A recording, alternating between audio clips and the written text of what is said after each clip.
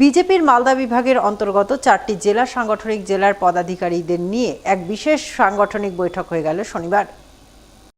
মালদায় এই বৈঠক করলেন বিজেপির সর্বভারতীয় সাধারণ সম্পাদক তথা বিজেপির রাজ্য পর্যবেক্ষক সুনীল বনসাল এবং বিজেপির প্রাক্তন রাজ্য সভাপতি তথা বর্তমান কেন্দ্রীয় প্রতিমন্ত্রী সুকান্ত মজুমদার।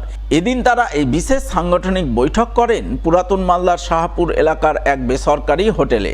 বৈঠকে অংশ নেন মালদা উত্তর এবং দক্ষিণ সাংগঠনিক জেলার নেতৃত্ব, পাশাপাশি উত্তর এবং দক্ষিণ দিনাজপুর জেলার বিজেপি নেতৃত্বের অংশগ্রহণ চোখে পড়ে।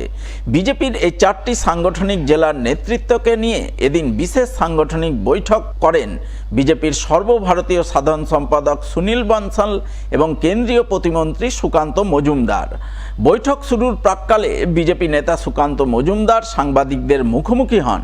সেখানেই তিনি পশ্চিমবঙ্গের তৃণমূলের শাসনকে জঙ্গল রাজ বলে উল্লেখ করেন এবং আগামী বিধানসভা নির্বাচনে এই জঙ্গল রাজকে উপড়ে ফেলার হুঙ্কার দেন তিনি।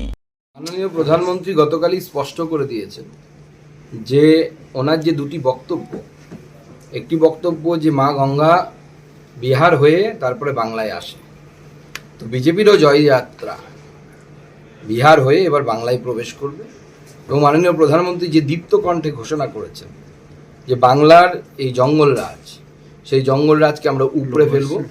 মাননীয় প্রধানমন্ত্রী শ্রী নরেন্দ্র মোদীর নেতৃত্বে ভারতীয় জনতা পার্টির প্রতিটি কর্মী, নেতৃত্ব, কার্যকর্তা তারা প্রত্যেকেই তৈরি হয়ে আছে এবং তারা কোমর বেঁধে তৈরি হয়ে আছে তৃণমূল নামক উগ্রপন্থীদের সহায়তাকারী এই সরকারকে উপড়ে ফেলার জন্য। বাংলার মা বোনেদেরকে আমরা আশ্বস্ত করতে চাই যে ভারতীয় জনতা পার্টি, মমতা বন্দ্যোপাধ্যায় এখন ভারতীয় জনতা পার্টিকে ভয়ে, ভারতীয় জনতা পার্টির ভয়ে ওনার যিনি অর্থ সচিব আছে তাকে বলেছেন যে আমি 1000 টাকা করে বাড়াতে চাই লক্ষ্মীর ভাণ্ডার, পারা যাবে কি? তো আমার কাছে যা খবর, অর্থ সচিব বলেছে যে আমাদের রাজ্যের আর্থিক স্বাস্থ্য তো ভালো নেই, 25-এ প্রায় 8 লাখ কোটি টাকা লোন হয়ে যাবে আমাদের এই রাজ্যে। প্রত্যেকের মাথার উপরে আপনাদের 70,000 টাকা করে লোন আছে, আমার মাথা তো ইনক্লুডিং।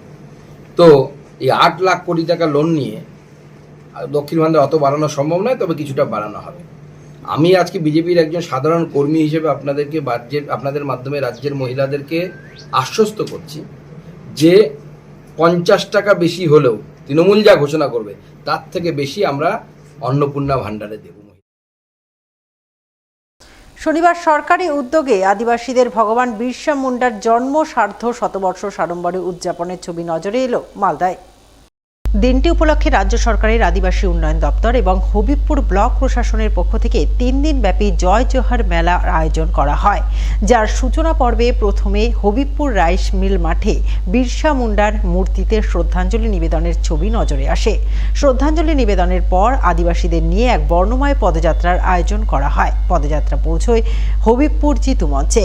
সেখানে বিরসা মুন্ডার জন্ম সার্ধ শতবর্ষ উদযাপন উপলক্ষে আদিবাসী কৃষ্টি সংস্কৃতি তুলে ধরে নানান অনুষ্ঠানের আয়োজন করা হয়। অনুষ্ঠান মঞ্চে সরকারি আধিকারিক সহ জনপ্রতিনিধিরা আদিবাসীদের হাতে বিভিন্ন সরকারি পরিষেবা তুলে দেন। এদিনের এই অনুষ্ঠানে উপস্থিত ছিলেন ডিএমডিসি সুমন দেবনাথ, হবিবপুরের বিডিও মনোজ কাঞ্জিলাল, জেলা পরিষদের কর্মাধ্যক্ষ রেজিনা মুর্মু, সমাজসেবী চুনিয়া মুর্মু, কিষ্টু মুর্মু সহ অন্যান্যরা।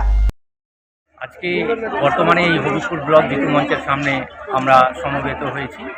আজকে আপনারা সকলেই জানেন যে এবার আমাদের সার্ধ শতবর্ষী বিরসা মুন্ডা আমাদের পথ প্রদর্শক, তার জন্ম বার্ষিকীতে আজকে এখানে আমরা সমবেত হয়েছি। পশ্চিমবঙ্গ জুড়ে 102টা ব্লকে এই ধরনের কর্মসূচি আজকে হচ্ছে। আমাদের মালদা জেলার জেলা স্তরের প্রোগ্রামটা বামনগোলা ব্লকে হলো, আর ব্লক স্তরে এই হবিবপুরে হচ্ছে, গাজলে হচ্ছে। তো একটাই কথা যে আমাদের বীর যোদ্ধা বিরসা মুন্ডা যেইভাবে আমাদের সমাজকে নিয়ে সামাজিকভাবে এবং আর্থিকভাবে তিনি এগিয়ে নিয়ে যাওয়ার একটা দিশা দেখিয়েছিলেন, সেই দিনটাকে স্মরণ করার জন্য আজকে যথাযথ মর্যাদায় পশ্চিমবঙ্গ সরকারের পক্ষ থেকে এখানে উদযাপিত হচ্ছে।